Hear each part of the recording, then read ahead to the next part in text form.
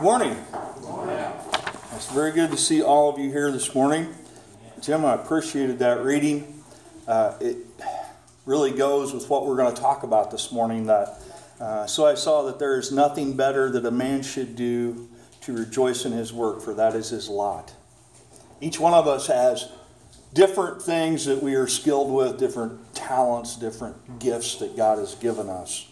And certainly Jesus knew that when he went out and called those specific men, that mixed bag of men, fishermen, terrorists, tax collectors. You know, that is us.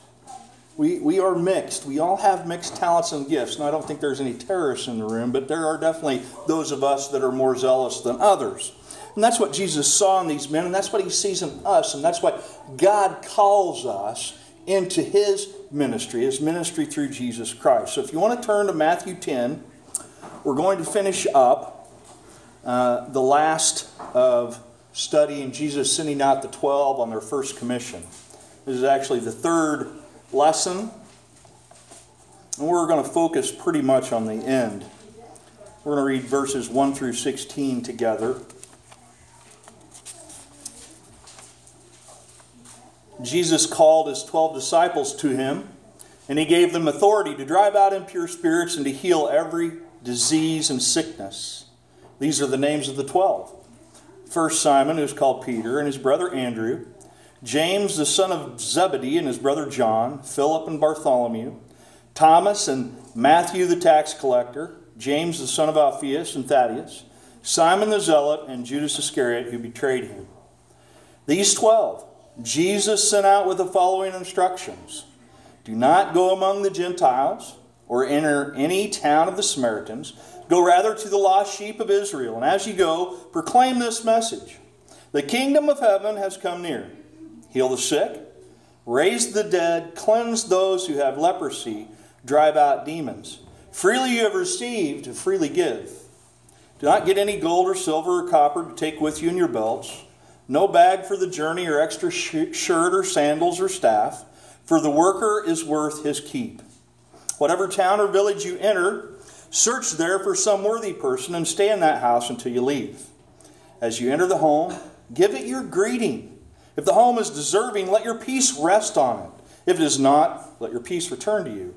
And if anyone will not welcome you or listen to your words, leave that home or town and shake the dust off your feet. Truly, I tell you, it will be more bearable for Sodom and Gomorrah on the day of judgment than for that town. I am sending you out like sheep among wolves. Therefore, be as shrewd as snakes and as innocent as doves. It seems very odd to me, just for face value, that Jesus would tell us to be shrewd as snakes or shrewd as serpents. But he follows that up with being innocent as doves. The King James Version says guileless. A very gross term, but yet that's what he's talking about in our innocence. He wants us to be the opposite of guile. So, what would Jesus' Jewish first century disciples understood these instructions? How would they have understood them as opposed to us in the 21st century getting them as Gentiles? Because we've been given the same mission as those Jews. So we have to understand what it meant to them. First of all, we have discussed this. There was a prejudice barrier. That's why Jesus limited their mission to the homes of Israel. They couldn't stand Samaritans. They couldn't stand Gentiles. They were not ready to be effective missionaries in a Gentile population. Second, we've discussed the limitations or the provisions that Jesus made. They weren't to take extra money, extra staff, extra clothes. They were to go out and have dependence on God for their provision as they went. They were to go and experience the hospitality that the nation of Israel should surely show them. Because the message that they were bringing was the advent of the Messiah that was promised to Israel first. And you'll notice throughout the Scriptures in the New Testament, every apostle goes to the synagogue where the Jews are first, then to the Gentiles. Symbolically, the disciples would have understood this instruction of limited provision to be similar to that taught to other Jewish disciples who were studying under rabbis of that time. Albert Edersheim, who is an excellent 19th century scholar, writes about this, and he explains in his book, In the Life of Times of Jesus the Messiah, that they were to avoid even the appearance of being engaged in other business. Jesus has given them a very, very special mission. And he doesn't want it to appear that they're out peddling something else other than the Gospels. They are to have their whole being absorbed in the service of the Lord. At any rate, it would convey to the disciples this idea, that they were to consider themselves as if they were entering the temple in Jerusalem. As they go out into these Israelite homes, they're to think of themselves as serving in the temple, where they weren't allowed to take any money, where they weren't allowed to have a staff. So they're going to understand what Jesus is teaching. Jesus is teaching what he said when he's 12 years old. Do you guys remember when Joseph and Mary showed up after 3 days looking for him, and they found him in the temple, and they said, "What are you doing? We've been worried sick." And they said, "What?" Or he said, "What? Didn't you know I'd be about my Father's business?" At 12 years old, he got it. And that's what he's telling these men. You are about my Father's business, nothing else. Lastly, we discuss the symbolism of shaking the dust off their feet if a town or a home rejected them. It was a message they were taking as heralds on behalf of the Master. Master Jesus, the Messiah. And if it was rejected, they were symbolically to testify judgment on those people or that home or that town by that visual illustration. And people would have understood it. The Israelites would have commonly done that when they left a Gentile or Samaritan territory. They would have wiped the feet or the dust off their feet to symbolically show that I'm getting rid of this unclean defilement before I go back into Holy Land. And so the disciples go to the Israelites and they pronounce that same judgment on them if they reject the message. So these remarks that we've studied in verses 1 through 15 really show how closely Jesus' forms of thinking and modes of expression are to Judaism. We always must remember Jesus was Jewish and his disciples were Jewish. They were the chosen race of God. Jesus had to be born in the line of David. That was prophesied. But now we're going to focus in this message, just in one verse this morning, a shift that Jesus makes away from that Jewish form of thinking and expression. He is now going to be referring to a much larger horizon than just the nation of Israel.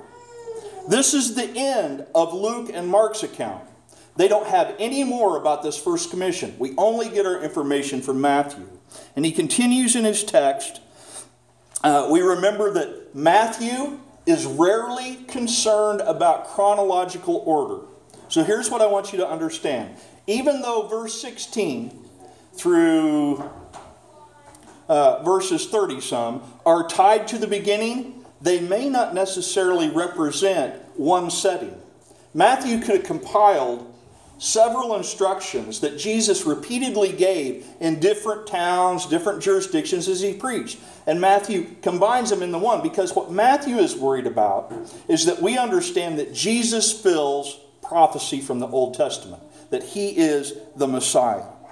So what we have left in this chapter is a wider charge from Jesus to his disciples, not with just Israel in mind, but with the entire world in mind. So in verse 16, Jesus uses an expression that is also used by Jewish rabbis in their midrash. He says, I am sending you out like sheep among wolves. Therefore be shrewd as snakes and innocent as doves. Now I use the term midrash. It's another writing that Jewish rabbis used. Okay, like the Old Testament, they also had their own commentaries that they made.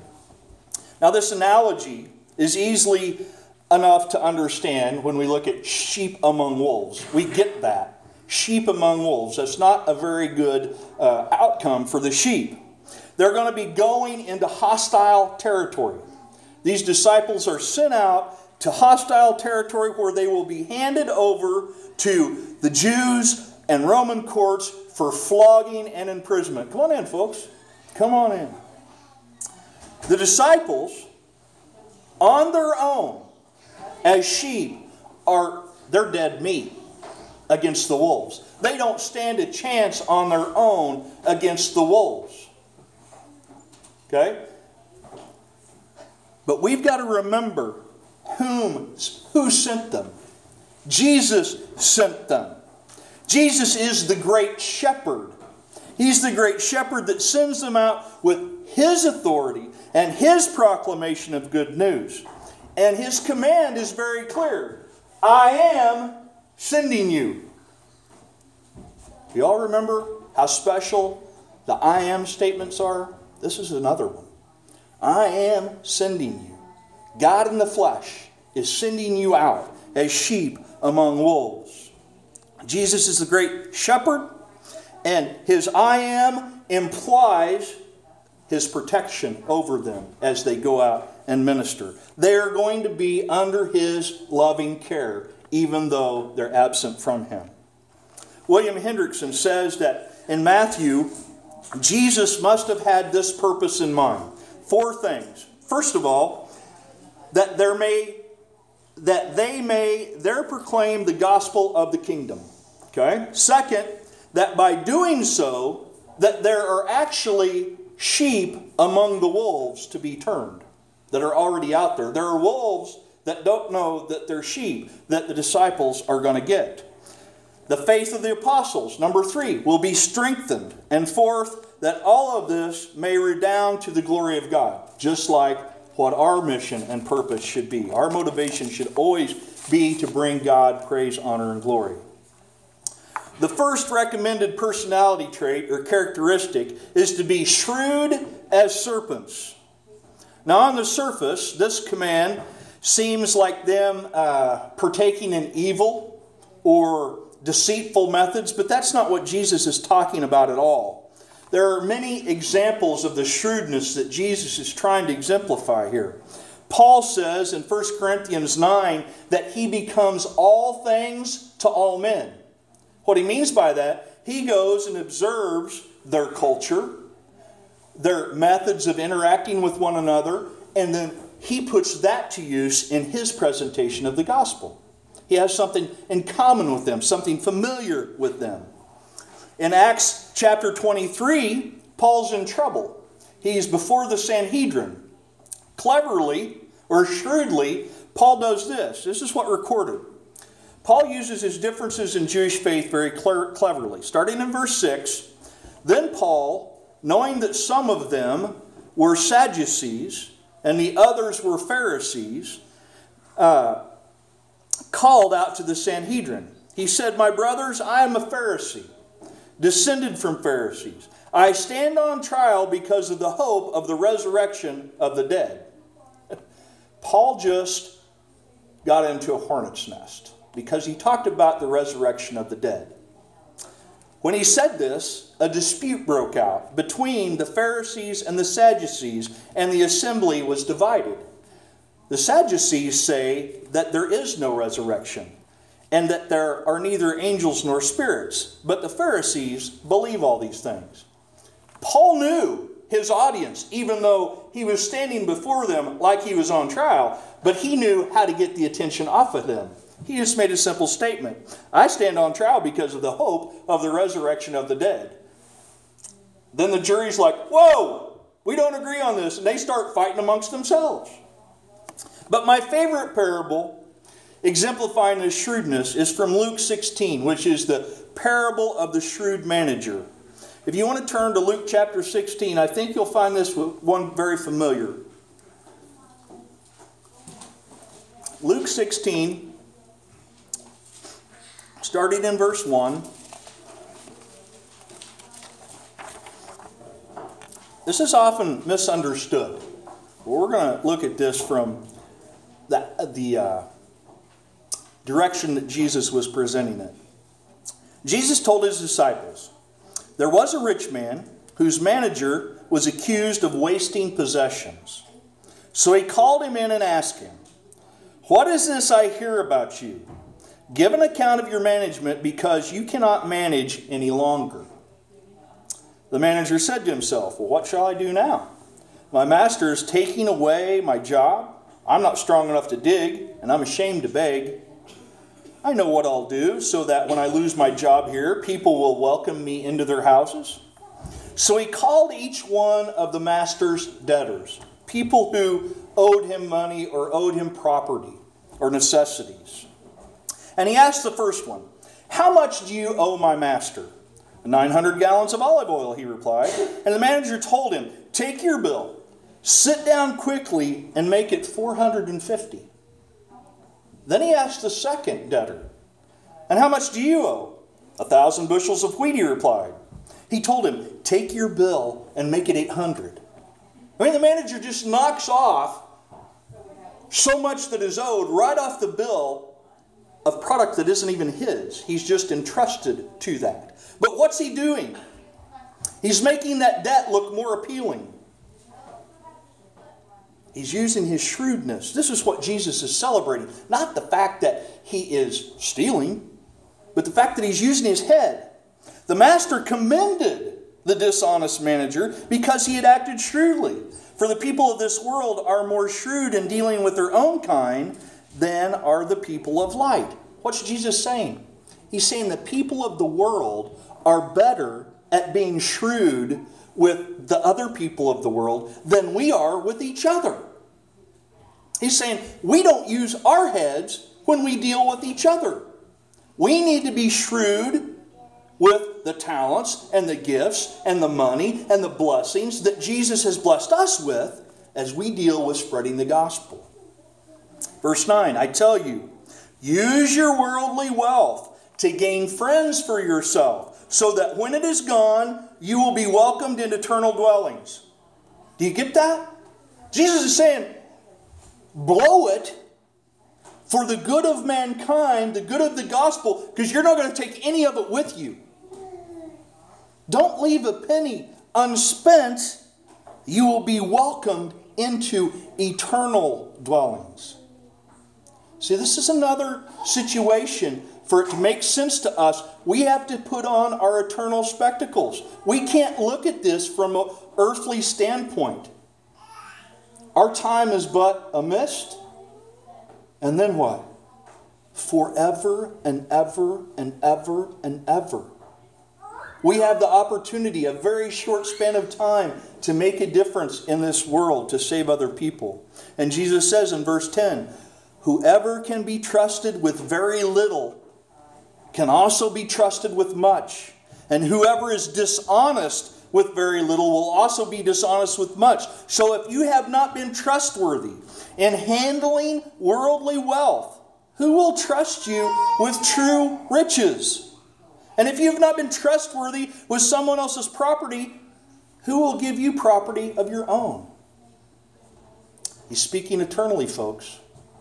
He's not talking about the here and now. He's talking about the reward in heaven. See, when we hear this parable, we don't understand the point of it is the shrewdness of the manager that Jesus is recognizing. And we can misunderstand this in the fact that Jesus is condoning the unjust actions of the master. But that's not it at all. Think of a person, this is the best I could come up with. Think of a person who pulls off a very clever bank robbery. There's some movies like Ocean's 11. What's some others? Well, Ocean's 12, I guess, a sequel. Okay, but they devise these very clever plans, and what are they doing? They're stealing. But we celebrate the fact that they pull it off. Man, those guys were sharp, they were smart, they were clever. That's what Jesus is talking about. They were using their heads. We exclaim that this is an intelligent person to be able to pull that off. But when it's all said and done, we laud the plan and the robber's success, but we certainly don't condemn the robber or condone, I'm sorry. We certainly don't condone the robber or the robbery. We want justice in the end. We want things to be right. Now in those movies, unfortunately, they present the villains as the good guys.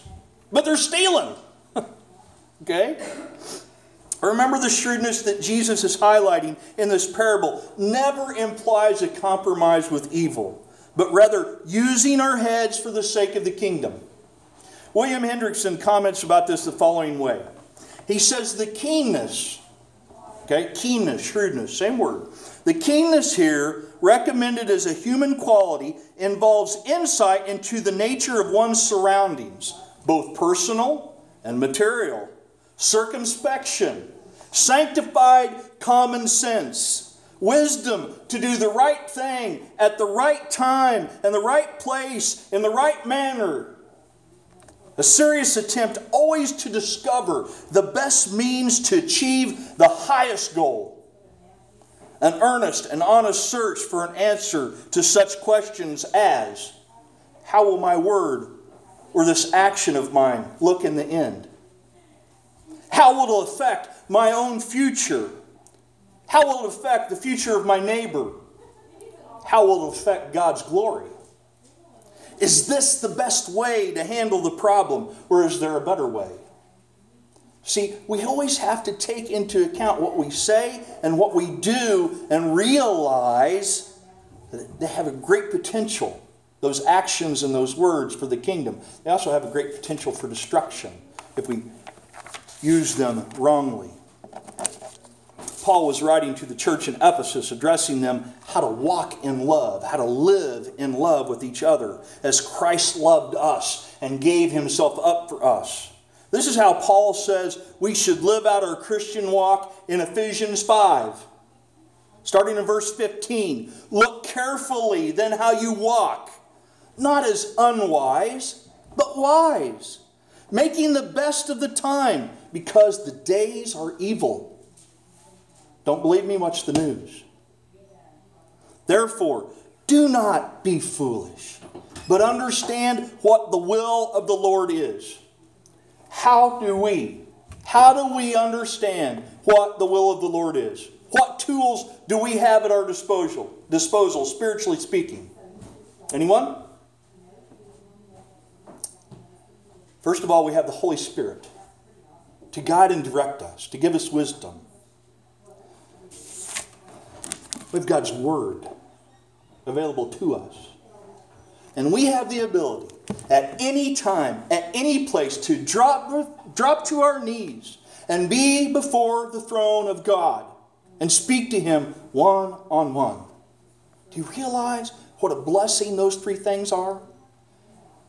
We are without excuse, all of us in this room, if we say, we don't know what the will of God is. Please, spare me. Right? We have no excuse. Back to our text in Matthew. Jesus also says that we are to be innocent or guileless as doves. What does that even mean? Are we to be naive? No, that's not a good translation. In the Song of Solomon, if any of you have read that, it's a very passionate love story or account of a love between a man and a woman. We read in chapter 5 that the beloved man or husband is calling for his love to open the door. He's behind the door and he wants her to open up the door so he can come in and express his love to her. And this is how he describes her. Open to me, my sister, my darling, my dove, my flawless one. Wow, my flawless one. D.A. Carson, who is one of the greatest apologists of our time, writes in his commentary. He says about Jesus' followers, and this includes us, his followers were to be not prudent or shrewd toward outsiders and innocent toward God, but both prudent and innocent in their mission to outsiders. See, yes, we have to be shrewd, but we have to be innocent at the same time when we go share the gospel. What's that mean? Well, in light of the dove image, it becomes clear. You see, doves are retiring, D.A. writes, but they're not astute. They are easily ensnared by the fowler. Okay? They're easily caught in a net. So Jesus' disciples, and their mission is sheep among wolves. They must be shrewd, avoiding conflicts, avoiding attacks where possible, but they also must be innocent, but not so cautious, suspicious, and cunning that circumspection degenerates into fear or elusiveness. In other words, we shouldn't freak people out by our innocence. We shouldn't make them afraid. The balance of all this is difficult. Okay? It's hard to find a balance between being shrewd and innocent. But do you remember Matthew chapter 7 when we talked about the speck and the plank in our eye? It's very similar. It's very hard to see ourselves and look into our heart and see all the hypocrisy in our lives and then go out and help a sinning brother. But that's what we're to do. We're to leave our gift at the altar, go make things right with our brother. There's a balance we have to find as we go out and minister to one another first and then to the world. As we share the gospel with others, we do so in such a way that we have invested thought, planned out words that we will share. We need to understand the people or the person we are sharing with so to be the most effective stewards we can be. This message that we're bringing, it's salvation for all eternity, starting right now. It's the best thing you can ever tell someone. So like I always tell you, have that 2 to 5 minute personal testimony ready. Because that person who you know and I don't is ready to hear what Jesus has done for you. They could care less what Jesus has done for me because they don't know me. But they know you. They know you. Have those words planned. We should always use our assets. We should use our worldly possessions for the benefit of the kingdom. How does that look for you? What do you have at your disposal that the Lord has blessed you with that you can use for the benefit of the kingdom? You can't tell me, sitting here this morning, that God hasn't blessed you with abundance. Because each one of you are wearing a different shirt than what I seen you in last, so you have 2 tunics. I'm guessing you've got plenty to eat at home. You've got idle time on your hands. We all do. So first of all, we have to use the intelligence that God has gifted us with. Let's use it. The enemy is using it. Do you know how ISIS recruits? Facebook, YouTube. No doubt the enemy is using all of his craftiness against us. So why aren't we engaged in the battle with all that we have available to us? Maybe you have certain personality gifts or traits that God has made you with. Maybe you have a musical or artistic ability. Maybe you know how to write well or speak well, or maybe you know how to make stuff. You're good with your hands. All of these things need to be identified by you and used for God's purposes. How does that look for me? Well, right now, I'll just share a little with you. It looks like a well thought out internet campaign executed with money, technology, oversight, and this pulpit. This pulpit that God and you all allow me to use to preach at. It is, I'm happy to say, bringing the gospel to thousands at this point throughout the world. As of this morning, a sermon that I had on for 1 week that had 34 views now is at 5,143. Amen. Surprisingly, 1,200 of those views are in Vietnam.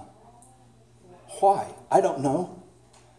The next closest is the United States at 300 and some, and then it just broadens out from there. But something's going on in Vietnam, and 70% of the viewers are male.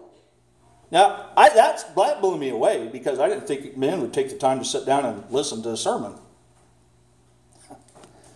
God always blesses us with abundance when we attempt to do something for Him. Does it always work? No. But we have to try. We have to try. If you'd like to know more about this, I'll be happy. I would love to share it with you because I'm very excited. However, in the process of sharing the gospel, we are to endeavor to be above reproach. Just like elders are to be men above reproach. Deacons are to be men above reproach. There should not be any kind of fuel from us to flame the fire of resistance or hatred. Our words must be seasoned with grace. Our actions should be gentle and compassionate. Gregory Kukul writes in his apologetic book, one that was assigned to me a long time ago. It's called Tactics. It's how to engage people in conversation without making them mad while you're sharing the gospel. And the number one rule is, if either of you get mad, you just lost the argument. It's done. If either of you get mad when you engage in the gospel, the argument's over. You can no longer make it or win it.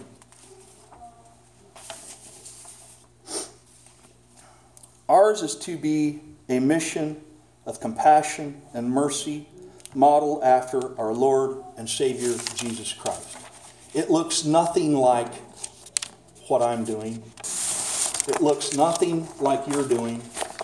And I want to tell you why. I want to be honest with you this morning. Because we can never remove our pride and our fleshly desires from what we're doing for Christ. It's almost impossible for us to do that. And that's why we need each other. To encourage one another, to hold each other accountable. And say, hey, I like what you're doing here, but do you realize that's what we need? But the first thing we need is I like what you're doing. I like what you're saying. I could care less where you're sitting. Neither could Jesus, for that matter. He wants you out the door, doing His work, taking what you've heard this morning and putting it to practice in your lives. We're going to get ready for a time of communion, but I'm going to get the kids out first, and we're going to have a song of invitation. And after that, probably take a good confession for you all, and then we'll have our communion time.